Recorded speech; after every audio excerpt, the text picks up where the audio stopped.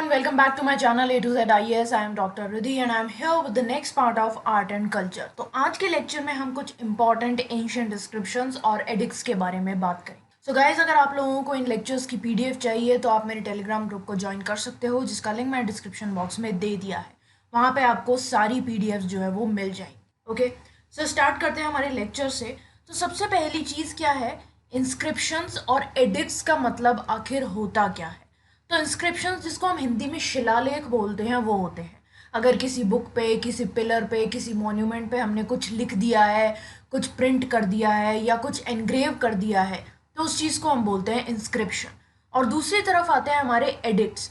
Addicts क्या होते हैं, जो राजा वगैरह अगर कोई ऑफिशियल ऑर्डर निकालते थे तो उसको हम बोलते हैं एडिक्ट्स, जिसको हम हिंदी में राजाज्ञा या आज्ञा पत्र इस तरीके से बोल सकते हैं, या फरमान जिसको आप नॉर्मल भाषा में बोलते हो, वो चीज़ भी एडिक्ट ही होता है.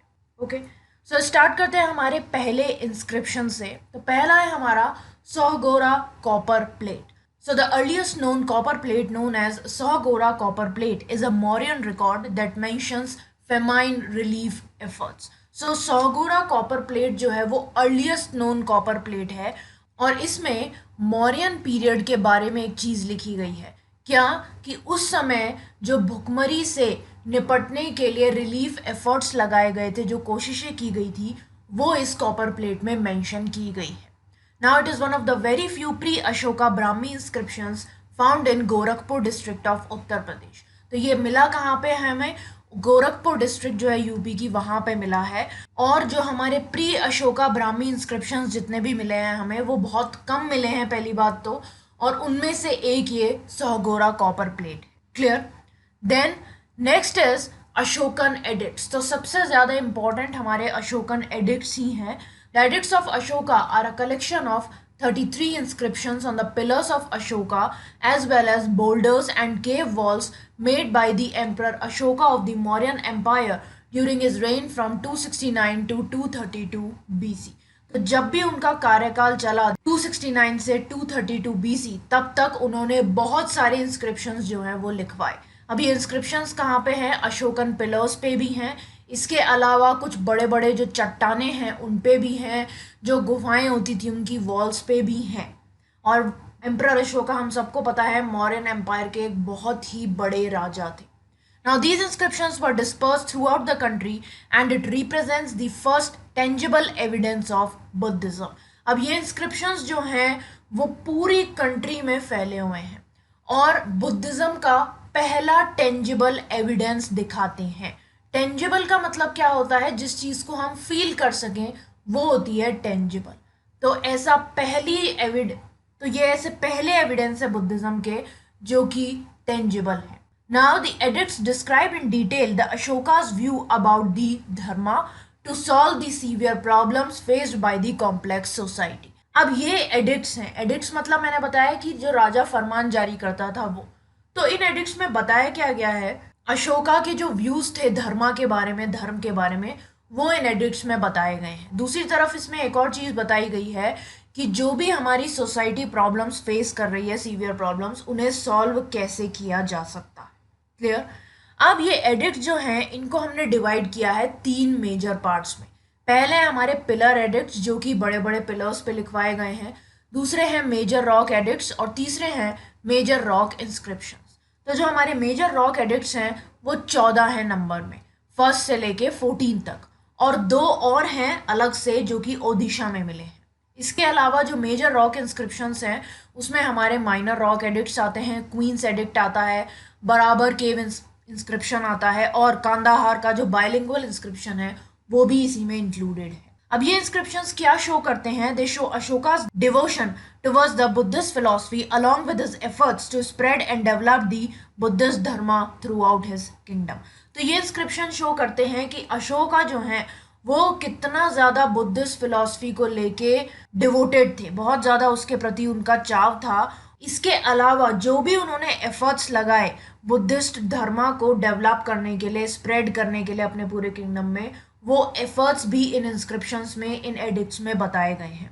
Now the edicts mainly focus on social and moral precepts rather than specific religious practices or the philosophical dimension of Buddhism। तो इनमें एक चीज़ इंपॉर्टेंट है इन एडिक्ट्स में कि एडिक्ट जो हैं वो सोशल और मॉरल पर्सपेक्टिव पे ज़्यादा फोकस करते हैं। ये नहीं कि किसी रिलीजियस प्रैक्टिस पे इन्होंने ज़्यादा फोकस किया है, ऐसा कुछ नहीं है, या फिर फिलॉसफी पे ज़्यादा फोकस किया है बुद्धिज़्म की, ऐसा नहीं है। ये सोशल और मॉरल पर्सपेक्ट जो हैं वो दिखाते हैं। Now the inscriptions revolve around a few themes. अब ये जो इंस्क्रिप्शंस हैं वो कुछ पर्टिकुलर थीम्स के अराउंड ही रिवॉल्व करते हैं। जैसा कि पहले तो अशोका का जो कन्वर्जन हुआ बुद्धिज़्म में, उस पर बहुत ज़्यादा इंस्क्रिप्शंस लिखे गए हैं, एडिक्ट्स लिखे गए हैं। फिर ये भी डिस्क्रिप्शन बताया गया है कि उन्होंने क्या क्या एफर्ट लगाए, क्या क्या कोशिशें लगाई बुद्धिज़्म को स्प्रेड करने के लिए। Then his moral and religious precepts and also his social and animal welfare programmes. तो ये कुछ थीम्स थी जिनके अराउंड ये सारे एडिक्ट्स और इंस्क्रिप्शंस बनाए गए। Now, in these inscriptions, Ashoka refers to himself as beloved servant of God and is named as Devanam Piyadasi। तो इन इंस्क्रिप्शंस में अशोका ने खुद को भगवान का दास बताया है, भगवान का नौकर बताया है और एक प्यारा नौकर बताया है, एक प्यारा दास बताया है, और उन्होंने खुद का नाम इन इंस्क्रिप्शंस में दिया है देवनाम पियादसी। तो कई बार यूपीएससी में क्वेश्चन आया भी है कि अशोका का पिलर्स पे नाम या एडिक्ट्स पे नाम क्या है। Now the identification of Devanam Piyadasi with Ashoka was confirmed by an inscription at Maski. अब मास्की पे एक इंस्क्रिप्शन है जहां से ये पता चल सका हमें कि अशोका का ही नाम जो है वो देवनाम पियादसी है। क्लियर। फिर इंस्क्रिप्शन जो हमें ईस्टर्न पार्ट में मिले हैं इंडिया के, वो मगधी प्रकृत में लिखे गए हैं और उनमें ब्राह्मी स्क्रिप्ट जो है वो यूज की गई। क्लियर हो गया। अब आते हैं हमारे नेक्स्ट पार्ट पे जो कि है रुमेनदेई पिलर एडिक्ट्स, जो कि हमें लुम्बिनी में मिले हैं। Now these inscriptions written in Brahmi script come under the minor pillar inscription. अब ये इंस्क्रिप्शंस जो है हमारे वो माइनर पिलर एडिक्ट्स के अंडर आते हैं और ये ब्राह्मी स्क्रिप्ट में लिखे गए। Now these contain inscriptions recording their dedication। So in inscriptions में जो dedication है उस टाइम के लोगों का वो शो किया गया है। Now the inscriptions mentions Ashoka's visit to Lumbini, that is Rumendehi, Rupandehi district, Nepal, the birthplace of Lord Buddha। तो इन इंस्क्रिप्शंस में एक चीज़ बताई गई है, जब अशोका लॉर्ड बुद्धा की बर्थ प्लेस पे विजिट करने गए थे वो चीज़ इसमें मेंशन की गई है। Now Ashoka exempted Lumbini from paying tax and fixed its contribution of grain at 1/8। तो इसमें एक बहुत ही इंपॉर्टेंट बात है कि अशोका जो है उन्होंने लुम्बिनी वाली जो जगह है उसको टैक्स से एग्जेम्प्ट कर दिया गया था, मतलब वहाँ के लोगों से टैक्स नहीं लिया गया था, ऐसा बोला था अशोका ने। और जो ग्रेन का कंट्रीब्यूशन था वो भी सिर्फ 1/8 पे फोकस कर दिया गया था, इससे ज़्यादा वहाँ से ग्रेन्स नहीं लिए गए। क्लियर है। तो ये चीज़ दिखाती है कि अशोका कितने ज़्यादा बुद्धिज़्म के प्रति डेडिकेटेड थे। देन नेक्स्ट इज प्रयाग प्रशस्ति। So Prayag Prashasti is the name given to the Allahabad pillar. तो इलाहाबाद का जो पिलर है उसको ये नाम दिया गया है प्रयाग प्रशस्ति। प्रयाग का मतलब क्या होता है, एक ऐसी जगह जहाँ पे कोई चीज़ या कोई लोग जो है वो मिल रहे हैं ना। प्रयाग जो है वो एंशियंट नेम है इलाहाबाद का, और अब तो इलाहाबाद का नाम भी प्रयागराज कर दिया गया है। और इसका नाम प्रयाग क्यों था, because it is the meeting place और sangam of rivers Ganga, Yamuna and mythical Saraswati. क्योंकि ऐसा माना जाता है कि इलाहाबाद में ही संगम बनता है, और संगम ऐसी जगह है जहाँ पे गंगा, यमुना और सरस्वती की जो नदियाँ हैं वो आके मिलती। प्रशस्ति का मतलब क्या होता है, it means in praise of someone and is a eulogy. तो ये मतलब होता है कि किसी की तारीफ में आप कुछ चीज़ बोल रहे हो, उसको हम बोलते हैं प्रशस्ति। Now the Allahabad Prashasti was originally engraved on the Ashokan pillar in Kaushambi near Allahabad। अब जो इलाहाबाद प्रशस्ति है उसे ओरिजिनली कौशाम्बी करके एक जगह है इलाहाबाद के पास, वहां पे एक अशोकन पिलर पे एंग्रेव किया गया था। But later it was remove to the Allahabad fort. बाद में इसको मूव करके रीमूव्ड है ये, ठीक है। तो बाद में इसको इलाहाबाद फोर्ट में रख दिया गया था, मूव कर दिया गया। अब जो प्रयाग प्रशस्ति है वो एक अशोकन स्तंभ है, लेकिन इसमें 4 अलग अलग टाइप के इंस्क्रिप्शंस हैं। वो इंस्क्रिप्शंस क्या क्या हैं, पहला usual Ashokan inscriptions in Brahmi script as in all pillars. जैसे कि बाकी सारे पिलर्स पे ब्राह्मी स्क्रिप्ट पे अशोकन इंस्क्रिप्शंस लिखे हुए हैं, वैसा एक इंस्क्रिप्शन है। दूसरा इंस्क्रिप्शन क्या है, इस पे क्वींस एडिक्ट है, regarding the charitable deeds of Ashoka's wife Karuvaki की। तो अशोका की जो वाइफ थी कौरवा की, उन्होंने जो भी चैरिटी की थी वो चीज इसमें बताई गई है, वो इंस्क्रिप्शन के तौर पे इसमें लिखा गया है। तीसरा, Samudragupta inscriptions written by Harisena in Sanskrit language and Brahmi script. इसमें समुद्रगुप्त के जो इंस्क्रिप्शन थे जो हरिसेना ने लिखे थे उनके लिए संस्कृत में और ब्राह्मी स्क्रिप्ट में, वो भी इसमें बताए गए हैं। और इसमें क्या मेंशन किया गया है, जो भी समुद्रगुप्त ने कॉन्क्वेस्ट किए थे, जो भी जगह उन्होंने जीती थी, बाउंड्रीज जो है गुप्ता एम्पायर की, वो सब इसमें मेंशन किया गया है। और लास्ट जो चीज इसमें मेंशन की गई है वो है जहांगीर के इंस्क्रिप्शन, जो कि पर्शियन भाषा में लिखे गए। क्लियर हो गया। Then next is Mehrauli inscription. Now the Mehrauli iron pillar is located in Delhi in the Qutub Minar complex. तो दिल्ली में जो कुतुब मीनार कॉम्प्लेक्स है वहां पे ये मेहरौली आयरन पिलर जो है वो सिचुएटेड है, लोकेटेड है। Now it is notable for the rust resistant composition of the metals used in its construction. तो सबसे ज्यादा किस चीज के लिए माना जाता है ये पिलर, इसमें कुछ ऐसा कॉम्पोजिशन यूज किया गया था मेटल्स का जिसकी वजह से आज तक भी इसमें जंग नहीं लग पाई है, जबकि ये आयरन का पिलर है। Now this pillar was established by Chandragupta II of Gupta dynasty as Vishnupada in the honor of Lord Vishnu। तो ये पिलर जो है गुप्त डायनेस्टी के चंद्रगुप्त II जो थे उन्होंने एस्टैब्लिश किया था विष्णु पद के रूप में। जैसे जनपद हमने पढ़े थे, इस तरीके से विष्णु पद के रूप में उन्होंने इसको एस्टैब्लिश किया था लॉर्ड विष्णु के ऑनर में, भगवान विष्णु जो है। Now this pillar credits Chandragupta with conquest of Vanga countries by his battling alone against the confederacy of the enemies united against him। तो इस पिलर में क्या बता रखा है, चंद्रगुप्त को क्रेडिट दे रखा है उनकी कॉन्क्वेस्ट के लिए, उनकी जीत के लिए जो उन्होंने वांगा कंट्रीज के खिलाफ पाई थी, जबकि वो अकेले लड़ रहे थे और एनिमीज की पूरी कॉन्फेडरेशन उनके अगेंस्ट थी, लेकिन फिर भी वो जीत गए थे। Now it also credits him for conquest of बालिकाज in the fight that ran across 7 mouths of Indus river. इसमें एक और चीज बताई गई है, चंद्रगुप्त ने जो बालिकाज की फाइट जीती थी जो कि लगभग इंडस नदी के 7 मुंह जो हैं, 7 माउथ जो हैं उन तक चली थी, मतलब इतने वास्ट एरिया में वो फाइट हुई थी और उसको भी चंद्रगुप्त II है जो जीत गए थे। तो उसके बारे में भी इसमें बता रखा। क्लियर है। Then next is Kalsi inscription. So Kalsi town is known for its heritage importance. Kalsi town जो है वो अपनी हेरिटेज इंपॉर्टेंस के लिए जाना जाता है। ये है कहाँ पे, it is located in between Chakrata and Dehradun on the banks of Yamuna river. तो यमुना रिवर के तट पे देहरादून और चक्रता जो जगह है उनके बीच में एक छोटा सा टाउन है। Now the site of Ashoka's inscriptions at Kalsi is singularly unique as it is the only place in North India where the Great Mauryan Empire has inscribed the set of the 14 rock edicts। तो ये Ashoka inscription की site है कलसी, और ये बहुत ही ज़्यादा unique है। क्यों? क्योंकि ये एक इकलौती प्लेस है नॉर्थ इंडिया में जहाँ पे जो ग्रेट मौर्यन एम्पायर है यानी कि अशोका जो है उन्होंने 14 रॉक एडिक्ट्स का सेट जो है वो इंस्क्राइब करवाया था। Now the language of these edicts is obviously Prakrit and the script is Brahmi।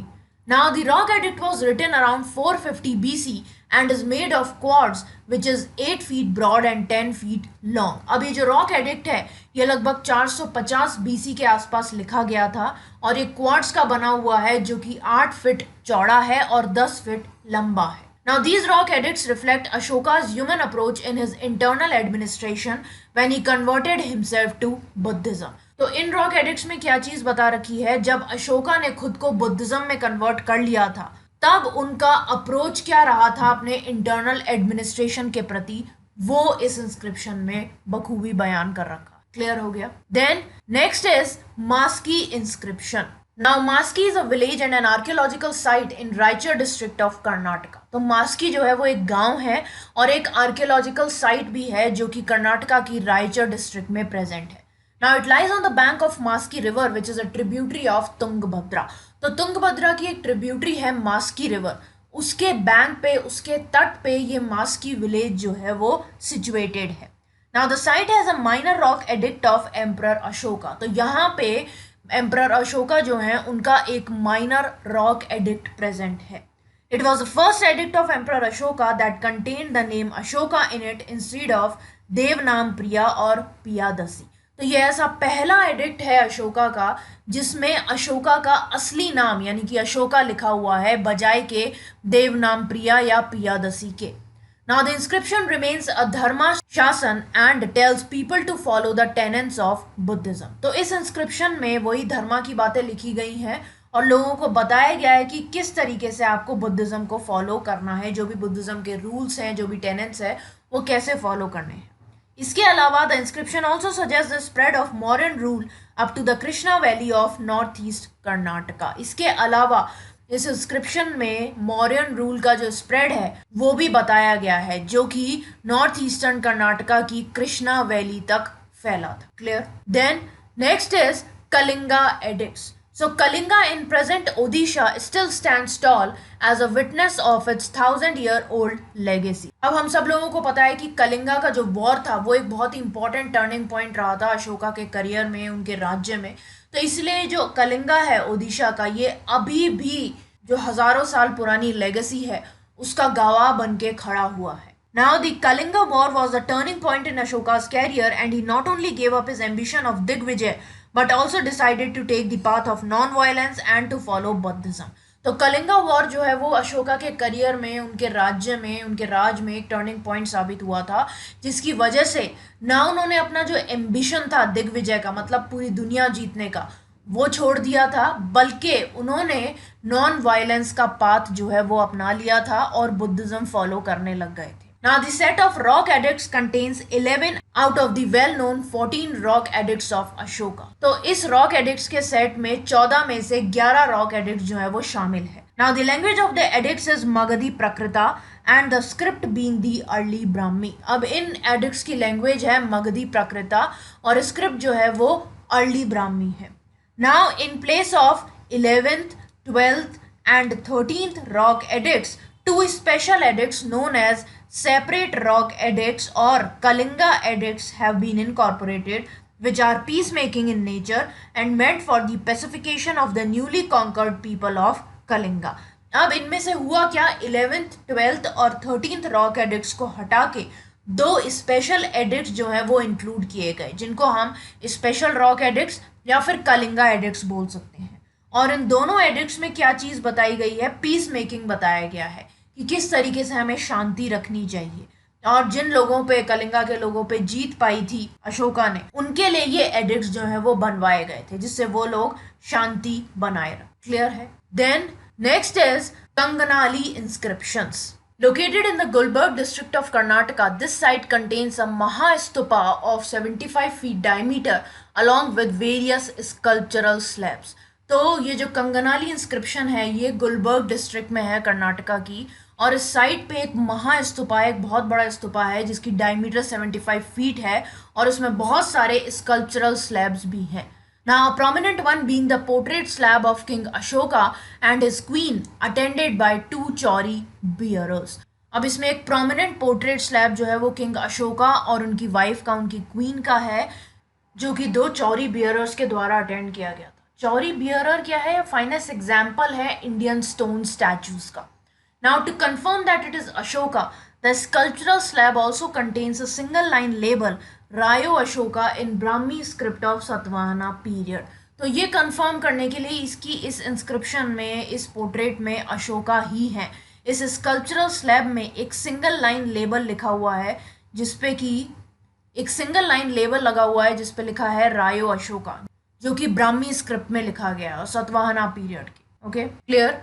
Then next is Aihole inscription. Now Aihole in Karnataka was the first capital of Chalukyas. तो जो कर्नाटका में एहोल जगह है वो चालुक्यास की पहली कैपिटल रही थी।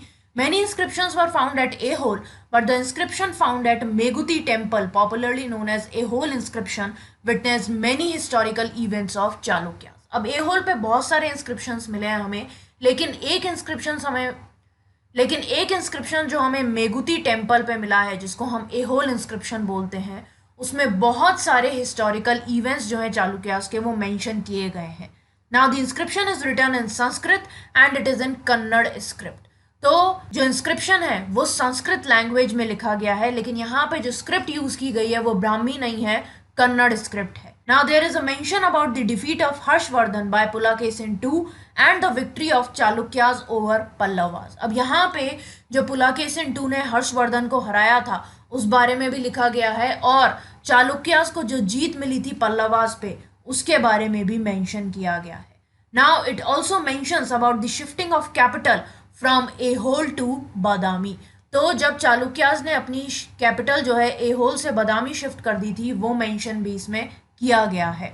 Now they were written by Ravi Kirti, the court poet of Pulakesin II, who reigned from 610 to 642 AD। तो पुलाकेसिन II जिनका राज 610 से 642 AD तक चला था, उनके राज में जो उनके कोर्ट पोएट थे रवि कीर्ति, उन्होंने ये सारे इंस्क्रिप्शंस जो है वो लिखे थे। क्लियर हो गया। Then next is Hathi Gumfa inscription. Now the Hathi Gumfa inscription, also known as Elephant Cave inscription from Udaygiri Khandagiri caves in Odisha, were inscribed by King Kharvela during 2nd century BC। तो king Kharavela जो कि 2nd century BC के time पे थे, उनके द्वारा इस inscription को इंस्क्राइब करवाया गया था। इसको हम एलिफेंट केव इंस्क्रिप्शन भी बोलते हैं और ये हमें मिलता कहाँ पे है? ओडिशा में जो उदयगिरी खांडागिरी केव्स हैं वहां पे। Now the Hathi Gumfa inscription consists of 17 lines in Prakrit language and in Brahmi script। तो इस इंस्क्रिप्शन में 17 लाइन्स हैं जो कि प्राकृत लैंग्वेज में लिखी गई हैं ब्राह्मी स्क्रिप्ट यूज करते हुए। Now the Hathi Gumfa inscription at Udaygiri caves is the main source of information about Kalinga ruler Kharvela। तो हाथी गुम्फा इंस्क्रिप्शन जो उदयगिरी केव पे हमें मिलता है वो जो खारवेला हैं जो कि कलिंगा के रूलर थे उनके बारे में बहुत सारी इंफॉर्मेशन प्रोवाइड करता है। Now the Hathi Gumfa inscription is like the history of Kharavela as a king, a conqueror, a patron of culture and a champion of Jainism। तो हाथी गुम्फा इंस्क्रिप्शन जो है वो एक तरह से खारवेला की हिस्ट्री बताता है कि खारवेला किस तरीके से किंग थे, किस तरीके से उन्होंने बहुत सारी चीज़ें जो हैं वो कॉन्कर की, किस तरीके से वो कल्चर के पैटर्न थे, मतलब उन्हें बहुत ज़्यादा पसंद था और जैनिज्म को बहुत ज़्यादा मानते थे। जैसे अशोका जो है वो बुद्धिज्म के प्रति डिवोटेड थे, ऐसे ही खारवेला जो थे वो जैनिज्म के डिवोटी थे, उसके चैंपियन थे। Clear. Then next and the last edict is Shahbazgarhi and Mansehra rock edict. So these are located in present Pakistan and they record 14 edicts of King Ashoka and were written in Kharosthi script. तो जो शहबाजगढ़ी और Mansera rock addicts हैं वो आज के पाकिस्तान में located हैं और इनमें अशोका के 14 एडिक्ट्स हैं और ये किस स्क्रिप्ट में लिखे हुए हैं? खरोष्टी स्क्रिप्ट में। ये बात ध्यान रखना। क्लियर हो गया। तो ये थे हमारे कुछ इंपॉर्टेंट एंशिएंट इंस्क्रिप्शंस और रॉक एडिक्ट्स। मैं होप करती हूँ कि आपको सारे एडिक्ट्स और इंस्क्रिप्शन समझ में आ गए होंगे। नेक्स्ट लेक्चर जो रहेगा उसमें हम स्टाइल्स ऑफ टेम्पल आर्किटेक्चर के बारे में बात करने वाले हैं। ओके सो गाइज, अगर आप लोगों का कोई भी डाउट है तो आप मुझसे कमेंट सेक्शन में पूछ सकते हो। इसके अलावा आप मेरा टेलीग्राम ग्रुप ज्वाइन कर सकते हो जिसका लिंक मैंने डिस्क्रिप्शन बॉक्स में दे दिया है। वहां पे आपको सारी पीडीएफ जो है वो मिल जाएंगी। ओके सो अगर आप लोगों को ये वीडियो इन्फॉर्मेटिव लगा तो बेल आइकन को प्रेस करना मत भूलना, जिससे आगे भी आप लोगों को इसी तरीके के इन्फॉर्मेटिव वीडियोस मिलते रहे। ओके सो आज के लिए बस इतना ही। That's all for today guys. Thanks for watching. Bye bye.